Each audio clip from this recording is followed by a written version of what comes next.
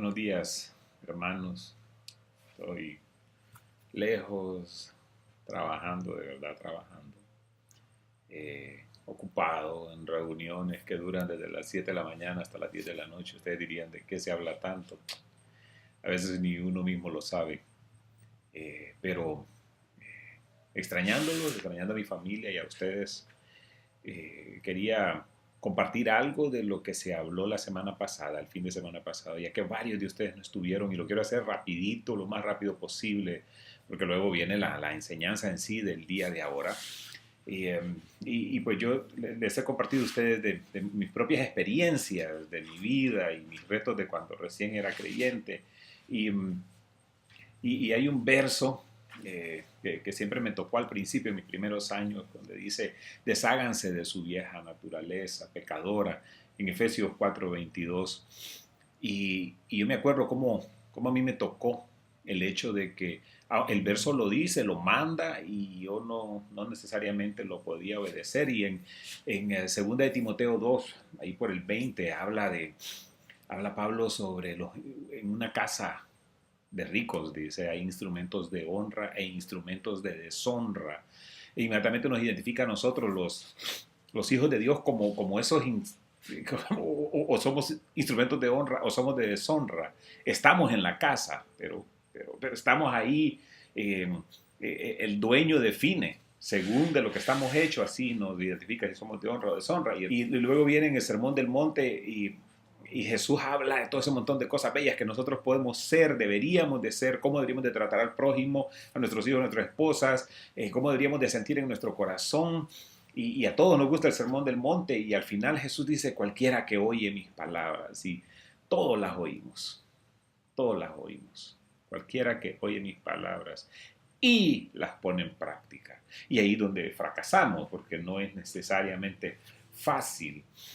Entonces, yo me acuerdo mis primeros años, y obviamente sigue siendo mi lucha, pero mis primeros años yo quería ponerle carne a eso. Y en la segunda carta de Pedro, capítulo 1, donde vamos a estar estudiando en estas próximas 6, 7 semanas, yo vengo y me encuentro un verso que dice, él lo dice, cuanto más crezcan de esta manera, cuanto más apliquen estas cosas, van a ser útiles y productivos en el conocimiento de Jesucristo.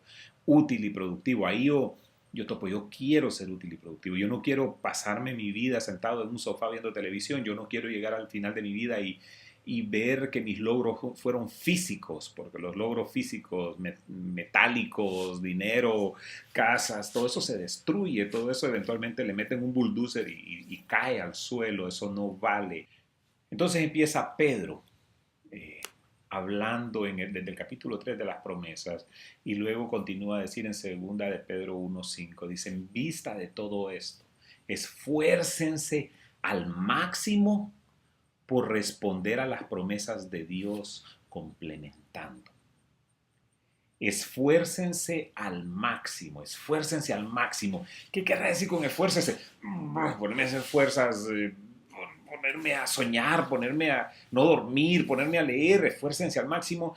Me voy a referir a otro versículo que está en segunda de Timoteo 2:3, porque Pablo nos da una claridad de cómo nos esforzamos, cómo deberíamos de esforzarnos. Y Pablo habla de tres personas diferentes, habla de un soldado, de un atleta y de un agricultor. Y entonces Pablo en 2 de Timoteo 2:3 dice, sufre como soldado, sigue las reglas como atleta, esfuérzate como agricultor. Eso es esforzarse. Un soldado está dispuesto a dar su vida, un atleta practica, practica, practica, sigue las reglas porque sin las reglas, si no sigue las reglas, lo descalifican. Y un agricultor siembra hoy y cosecha dentro de 6 meses y nadie le paga un sueldo, simplemente espera. Son cualidades de lo que es esforzarse. Y también, volviendo al versículo de segunda de Pedro 1:5, dice, esfuércense al máximo, den el todo de ustedes por responder a las promesas de Dios complementando. Y luego vamos a estudiar 7 cosas. Estas 7 cosas vamos a estudiar en las 7 semanas que siguen. Pero dice, esfuércese al máximo complementando. Y bien empieza con la fe.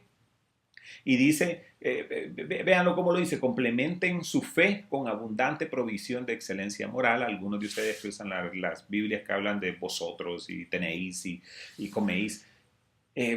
él usa la palabra virtud y virtud es más, para mí es más difícil de entender. Puede ser un montón de cosas, pero cuando me lo pone como abundante provisión de excelencia moral, esfuércense, agarremos, esfuércense complementando. Cuando yo decía, porque en las otras versiones dice, agreguen a su fe virtud, y entonces yo me lo imaginaba como quien construye una pared, pongo el ladrillo de la fe y encima de ese ladrillo yo pongo la virtud, encima de la virtud pongo el conocimiento, encima del conocimiento pongo...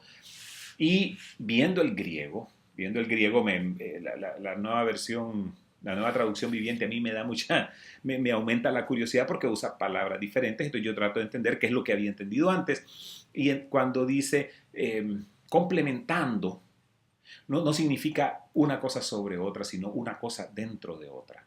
Entonces, la mejor explicación, la mejor analogía que yo podría pensar es en una sala. Yo tengo una sala vacía y la sala es la fe. A esa sala yo le agrego, le meto cosas, le meto el juego de sala para poder sentarme, le pongo un televisor para poder tener algo que ver, le pongo una planta para que agarre vida, le pongo un cuadro para tener un poco de arte, le pongo una mesita de mesa de centro que podría ser para poner el té o para poner los pies con los calcetines cuando estoy viendo mi televisión, y entonces yo voy complementando esa sala. Entonces, segunda de Pedro nos va a dar una lista de 7 cosas y lo que se va haciendo es complementando. Complementen, esfuércense al máximo, esfuércense como soldado, como atleta, como agricultor, al máximo por complementar su fe con abundante provisión de excelencia moral. Eso hablamos la semana pasada y no lo vamos a hablar esta semana.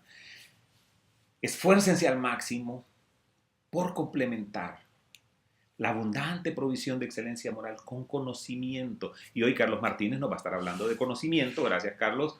Y esfuércense al máximo por complementar ese conocimiento con control propio. De nada nos sirve conocer un montón de cosas si no nos podemos complementar y explotamos con cualquier cosa, o nos ponemos a llorar, o nos quedamos inmóviles. Esfuércense al máximo por complementar ese control propio con perseverancia. Hay que hacerlo todo el tiempo. Esfuércense al máximo por complementar esa perseverancia con sumisión a Dios, porque si solo lo hago para mí, para que me quieran, para que me den una posición, no sirve de nada. Esfuércense al máximo por complementar la sumisión a Dios con amor, afecto fraternal. Y esto es lo que nos hace a nosotros poder ser útiles y productivos en el conocimiento de Dios. Este estudio del factor X, el factor X, el que te va a ayudar a crecer en el Señor, ese factor es lo que vamos a estar estudiando y esperamos que te pueda servir, que te sirva para llegar a conocer mejor a Dios, a Jesucristo, y poder servirle con más fuerzas, con más ánimo. Hermanos, los extraño. Espero que la enseñanza de ahora sea excelente. Nos estaremos viendo.